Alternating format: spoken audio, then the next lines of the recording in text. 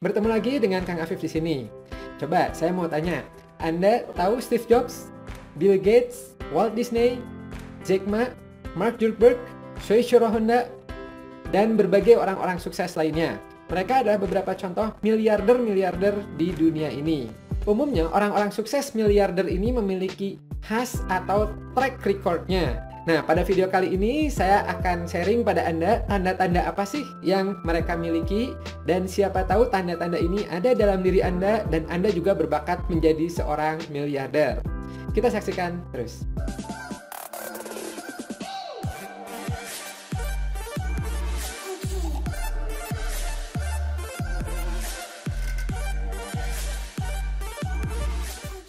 Tanda pertama yang kalau ini muncul pada diri Anda, bisa jadi Anda memiliki bakat menjadi seorang miliarder. Yang pertama adalah Anda memiliki goals yang cukup besar, ya. Target, apa target Anda? Ya. Apakah misalnya saya ingin membuat rumah sakit, saya ingin membuat sekolah, saya ingin menjadikan kampung saya ini menjadi kampung pusat teknologi misalnya, dan sebagainya, ya. Yang pertama adalah goals-nya itu besar. Coba Anda sambil feedback diri sendiri, ya. Goals Anda apa? Goals terbesar Anda, ya. Atau bisa dirinci apa saja goals-nya. Nah, itu adalah yang pertama. Kemudian yang kedua, ternyata ya para miliarder itu ketika bertemu orang, ketika ketemu teman, ketika ketemu saudara, ya, dan juga ketika sehari-hari misalnya chatting atau apapun itu, mereka lebih banyak mendiskusikan atau membicarakan tentang ide-idenya, ya, bukan membahas tentang orang-orangnya, ya. Jadi coba Anda sambil introspeksi diri sendiri, ya. Ketika Anda ketemu orang, ya, ketika dorongan Anda ketika ketemu temen, ya, ketika lagi kumpul misalnya, ya, di keluarga dan sebagainya, lebih banyak Anda ngomongin orang atau lebih banyak membahas tentang ide-ide Anda, ya. Begitu juga ketika lagi ada waktu kosong, ya, apakah Anda lebih banyak mencari berita tentang teman-teman Anda, ya, kepo gitu kan, atau Anda lebih banyak memperkaya, wah, saya kayaknya ide saya mau bikin aplikasi Android, apa ya yang perlu saya lakukan ya, gitu. Nah, seperti itu, ya. Kalau Anda lebih berat dominannya pada membahas tentang ide-ide, maka Anda satu langkah menuju miliarder. Kemudian, yang ketiga, wah, ini penting nih, ya. Yang ketiga ini berhubungan dengan strong-minded, ya. Punya kekuatan psikologis, punya kekuatan mental yang bagus dan kuat. Siap dalam menghadapi failure, siap dalam menghadapi kegagalan. Punya sudut pandang yang positif terhadap berbagai hal, kejadian, ya. Karena apa? Yang namanya kesuksesan, ya, orang-orang sukses, orang-orang miliarder, orang-orang apapun itu bisa dipastikan pasti pernah mengalami kegagalan. Setuju? Ya. Coba Anda cari siapa orang yang berhasil sukses tanpa mengalami kegagalan.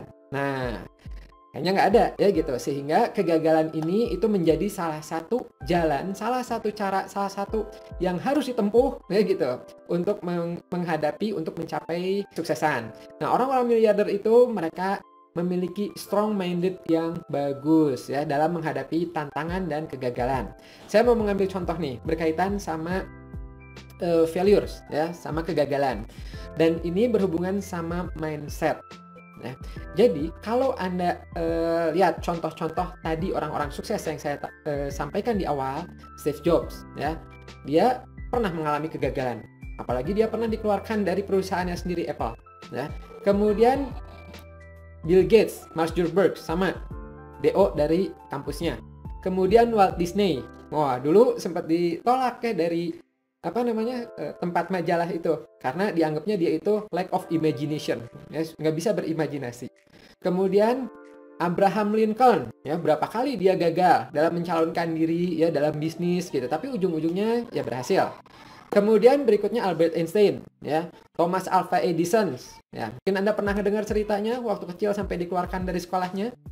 Kemudian J.K. Rowling yang menulis tentang Harry Potter.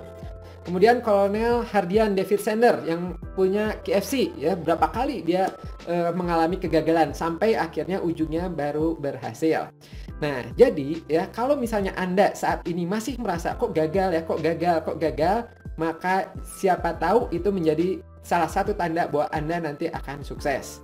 Nah, berkaitan dengan ini ya, bahkan sampai ada yang menyebutkan ya, kita ini ambil hikmahnya ya, yang menyebutkan seperti ini ya, kenapa Anda harus mengalami kegagalan. Nah, ya kalau membaca dari ya. Nah, kalau kita mengartikan secara harfiah, kayaknya oh ini kok kata-katanya negatif sih gitu. Tapi kalau kita mengambil hikmah positifnya, maka itu bagus banget. Apa saja hikmah dari kegagalan? Ada banyak ya. Kayak contoh misalnya yang pertama, salah satu pembelajaran terbaik adalah pembelajaran dari kegagalan ya, ada yang menyebutkan seperti itu. Kemudian kedua, dengan kita mengalami kegagalan, kita biasanya lebih bisa mengapresiasi kesuksesan. Nah, setuju? Kemudian ada juga yang menyebutkan bahwa kesuksesan itu merupakan kumpulan dari konsistensi kegagalan-kegagalan yang diikuti dengan improvement. Misal, Anda ingin belajar grafologi misalnya, ya, Anda coba ya, tanda ini, loh kok gagal ya, kok salah ya, berarti apa yang harus saya perbaiki nih? Nanti coba menganalisa lagi, loh kok salah ya, apa berarti yang harus diperbaiki? Terus seperti itu sehingga Anda menjadi mahir ya. Hampir semuanya seperti itu. Mungkin Anda, kalau Anda ingat-ingat lagi, Anda yang pernah belajar nyetir mobil pun kan demikian ya. Anda saat ini sukses belajar mobil karena Anda mengalami kegagalan, mesinnya mati lagi ya, ini kok beloknya salah dan sebagainya. Itu membuat Anda menjadi sukses. Kemudian, kalau Anda perhatikan lagi, para ahli, para master di bidang apapun, mau di bidang pencaksilat, mau di bidang kungfu, mau di bidang marketing, mau di bidang ngetik, mau di bidang apapun itu, mau di bidang hukum, ya, mau di bidang kedokteran, mau di bidang apapun itu, mereka para master-master ini mengalami kegagalan jauh lebih banyak dibandingkan para murid-muridnya. Setuju sampai sini? Setuju ya. Anda coba aja, Anda bayangkan diri Anda sendiri. Anda menguasai apa? Ya, satu aja. Misalnya Anda menguasai bahasa Inggris misalnya, atau Anda menguasai montir mobil, ya gitu. Mengerti tentang listrik. Nah, itu biasanya ya, kesalahan yang Anda lakukan sehingga Anda bisa sampai mengerti dengan seluk-beluknya itu jauh lebih banyak dibandingkan murid-murid Anda. Ya kan? Gitu. Kemudian berikutnya bahkan ada yang menyebutkan seperti ini. Kalau misalnya kamu nggak pernah gagal, maka sama dengan kamu itu belum pernah mencoba dengan sungguh-sungguh. Ya, gitu. Jadi salah satu tandanya bahwa kamu mencoba sungguh-sungguh adalah pernah mengalami kegagalan tersebut. Ya, kemudian satu lagi adalah biasanya kegagalan itu memberikan salah satu makna hidup yang cukup penting ya. Coba Anda ingat-ingat lagi ya. Salah satu makna yang wah terkesan banget itu biasanya juga ditemukan ketika Anda mengalami kegagalan tersebut. Ya. Itu. Nah, itu kalau kita mengambil hikmah positif dari kenapa Anda harus gagal. Tapi nah, ini berhubungan sama mindset. Bukan berarti saya harus gagal, bukan ya. Saya melewati kegagalan tersebut untuk mencapai keberhasilan. Ya gitu. Jadi Anda untuk mencapai keberhasilan, melewati kegagalan itu adalah sesuatu yang biasa. Bukan berarti Anda harus gagal. Ya, ini berhubungan sama mindset. Ya. Kemudian kita lanjutkan yang keempat. Nah, tanda bahwa Anda itu calon miliarder adalah Anda memiliki determined yang kuat. Apa itu determine? Determine itu adalah konsistensi, fokus, konsistensi. Melakukan apa goals Anda tadi, ya, ide-ide Anda, terus Anda jalankan. Ya, tidak ke kanan, tidak ke kiri, ya wah, tidak baru maju sedikit kemudian mundur, nggak seperti itu. Tapi determine, fokus terus. Orang-orang miliarder itu mereka melakukan ini, ya. Yang namanya naik turun itu wajar. Ya, itu. Yang penting mereka terus ya fokus sampai ke berhasilannya itu tercapai. Nah, biasanya ada nih yang membuat orang itu suka berhenti di tengah-tengah ya. Apa saja yang suka membuat orang itu berhenti di tengah-tengah, kemudian bagaimana caranya, itu saya sudah ada videonya ya, Anda bisa ngeliat di sini ya. Itu teknik-tekniknya ya. Oke, kemudian kita lanjutkan lagi yaitu yang kelima. Tanda kelima bahwa Anda itu calon miliarder adalah Anda bisa mengerti calon customer Anda, ya. Calon customer. Jadi kalau misalnya Anda punya produk, Anda jualan sesuatu, ya, Anda menjadi apapun itu, ya gitu, menjual produk ataupun apapun itu, jasa atau apa, ya, Anda mengetahui karakteristik dari calon customer Anda, ya. Jadi selain produknya Anda kuasain, juga calon customernya. Karena sebaik apapun barang yang Anda punya, Anda misalnya jualan handphone, ya, Anda tahu nih, ya, handphonenya ini bagus banget lah, wah pokoknya udah bisa fotonya tajam, merekamnya bagus, bisa untuk handphone suaranya bagus dan sebagainya. Tapi kalau Anda nggak ngerti tentang kebutuhan customer, maka Anda akan kesulitan untuk menjual hal tersebut, ya. Anda jual ke anak-anak TK yang nggak akan masuk, ya. Anda jual ke orang yang nggak butuh handphone yang nggak masuk gitu.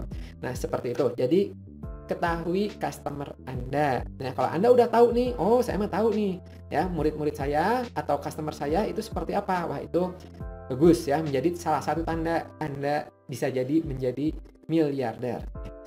Oke, kemudian kita masuk yang terakhir yang akan saya sharing di sini, yaitu tanda ke-6. Tanda apakah itu? Yaitu Anda lebih fokus terhadap bagaimana caranya menghasilkan uang dibandingkan men-savingnya, ya, daripada menghematnya. Nah, ini juga berhubungan sama sudut pandang. Dua-duanya bagus. Yang berpikiran bagaimana nih caranya supaya saya mendapatkan uang lebih banyak, itu bagus, ya.